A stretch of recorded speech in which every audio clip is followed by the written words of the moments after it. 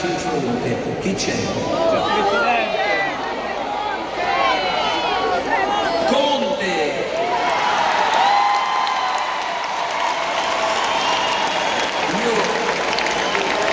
Bravo! Vieni a qua! Vieni a Mammatolla, vieni!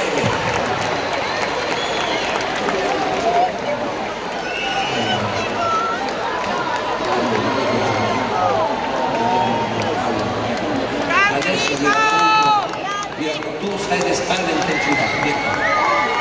Stai le spalle, guarda loro questo paese. Allora c'è questa storia che io conoscevo due persone, uno si chiama Ciro e l'altro Anna, sono due fratelli e sorelle.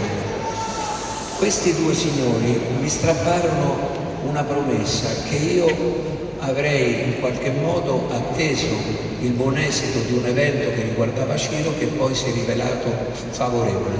Quindi Ciro ed Anna sono felici, ma soprattutto mi hanno regalato dei nipoti, perché questa sera c'è questo nipotino mio che, siccome ha visto lo zio che è partito da zero, anche lui ha detto: siccome ho la stessa cosa della stessa umiltà di mio zio, mi chiamerò ultimo.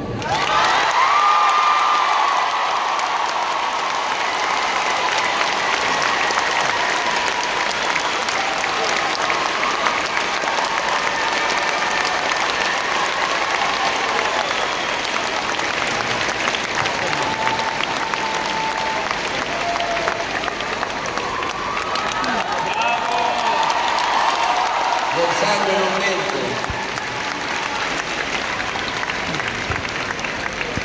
Poi ci sono degli altri amici, ma evidentemente neanche loro hanno tutto questo desiderio di apparire, perché la nostra è un'amicizia che si basa anche sulla tenera comunicazione personale, quindi ci teniamo molto a distinguere il pubblico dal privato, molto più che i cittadini normali, perché il nostro atteggiamento è fortemente determinante per il pubblico, perché se noi facciamo una cazzata, evidentemente, a parte che deludiamo tutti, ma creiamo quel precedente di non essere un buon esempio per gli altri.